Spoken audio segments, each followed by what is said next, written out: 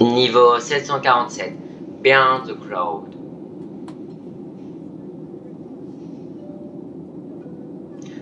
Nous naviguons maintenant à 11 000 mètres d'altitude. N'hésitez pas à déboucler votre ceinture et à profiter du voyage. Nous arrivons dans environ... Erreur nulle, heure. J'ai toujours détesté prendre l'avion. L'idée d'être coincé dans un énorme tube de métal pendant 16 heures ne m'a vraiment jamais attiré. Alors, quand je me suis retrouvé ici, j'ai cru être en enfer réel.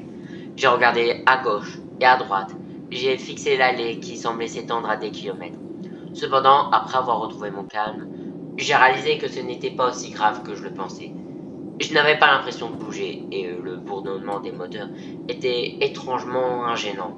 Comment diable je sors d'ici? Vagabond anonyme, CA, confirmé vivant. Niveau 747. Beyond the Cloud. Indice de menace. Classe 2. E. Environnement. En grande partie sécurité. C. Instable. Risques environnementaux mineurs. Vous savez comment les avions sont souvent bondés. En général, presque tous les sièges sont occupés. Ça doit donc être un peu stressant de voir ce niveau. Pas une salle à mon vue. Description. Le niveau 747 ressemble à un avion de ligne, couramment présent dans la plupart des flottes d'avions de ligne et des aéroports commerciaux. Cependant, on pense que le niveau 747 s'étend sur une longueur infinie car aucun vagabond n'a jamais reporté en avoir vu la fin. Tout au long du niveau, on entend des bruits de moteurs à radio, mais ils sont étouffés à l'extrême.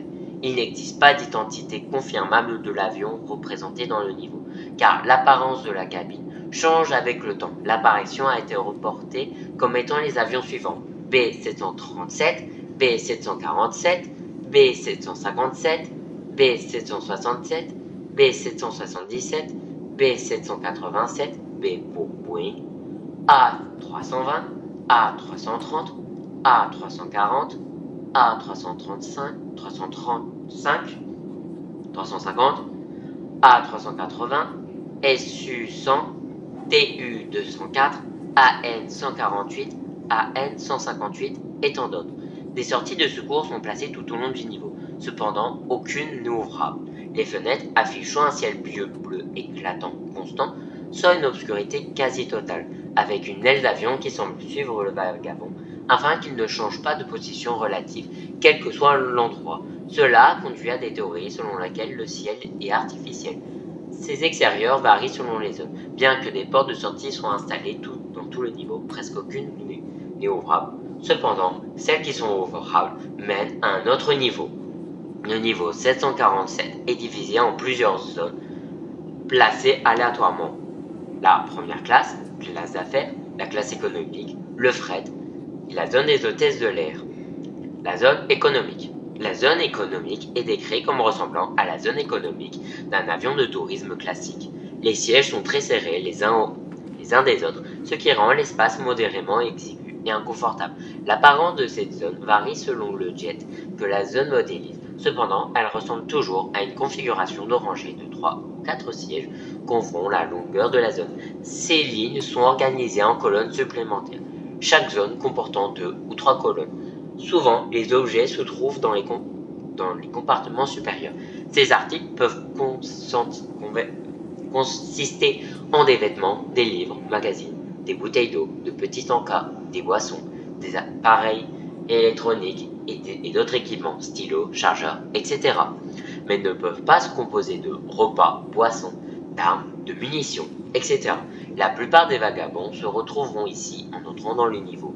La première classe. La zone de la première classe est la seconde plus rare du niveau 747. Elle est beaucoup plus spacieuse et confortable que la zone économique, avec généralement 3 ou 2 sièges par rangée. Les sièges individuels offrent souvent plus de fonctionnalité et d'intimité, contenant des éléments comme des porte-gobelets, de petits compartiments, des séparateurs, etc. Le pool des objets des compartiments est à peu près le même que celui de la zone économique. Cependant, les objets trouvés ont souvent une valeur ou une qualité supérieure à la zone économique. Classe d'affaires. La zone de la classe d'affaires est de loin la zone la plus luxueuse. Le fait qu'il n'y ait que 2 ou une place par rangée lui permet d'avoir beaucoup d'espace, des sièges très confortables et beaucoup d'espace pour les jambes. En plus des compartiments supérieurs, il y a des unités de stockage dans les cabines qui contiennent de nombreux objets précieux.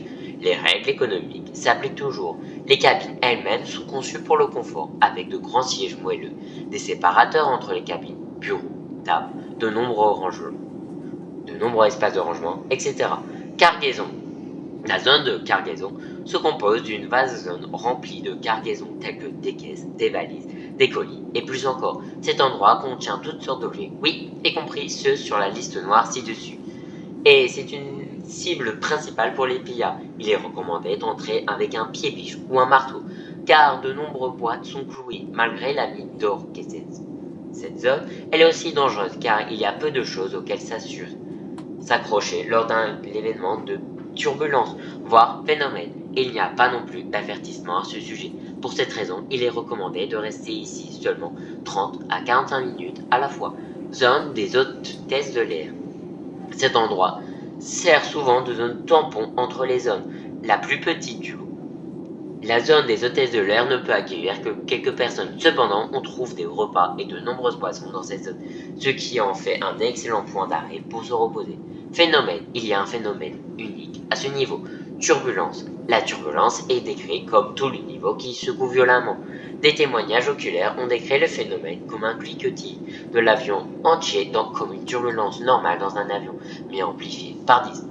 Je traversais la zone économique quand j'ai entendu un cargo, puis tout l'avion s'est mis à trembler comme un chien sortant de l'eau. A reporté le Wanderers UG Randall. Ce phénomène se produit de manière totalement aléatoire. Cependant, il est toujours marqué par un petit carillon accompagné de l'allumage du voyant de la ceinture. Quand cela arrive, vous avez environ 5 secondes pour vous accrocher à quelque chose. Ce phénomène peut souvent causer des blessures graves, mais il peut facilement être évité si vous agissez rapidement. Colonie, avant-poste. En raison de la taille immense et des phénomènes perturbateurs, aucun avant-poste majeur n'a été installé. Cependant, quelques petits groupes ont été formés. Les hôtesses de l'air fournissent nourriture et assistance ouverts au commerce, acceptent tous les errants. Groupe nomade de 26 personnes, 19 errants et 7 faux wrestling. Équipage de fret. Piage au compartiment supérieur et des zones de cargaison. Ouverts au commerce n'acceptent pas les vagabonds, mais acceptent les volontaires d'aider. Groupe nomade de 14 personnes, 13 errants et un cascadant. Entrée et sortie. Entrée, le moyen le plus courant d'entrée, est par l'une des zones d'amarrage du niveau 36 où un avion est amarré. Rarement s'endormir au niveau 914 mène ici. Sortie, ouvrir des portes mène au niveau 36. Tenter de faire un no-clip peut mener au niveau 113 et à l'infinité absolue de l'inconnu.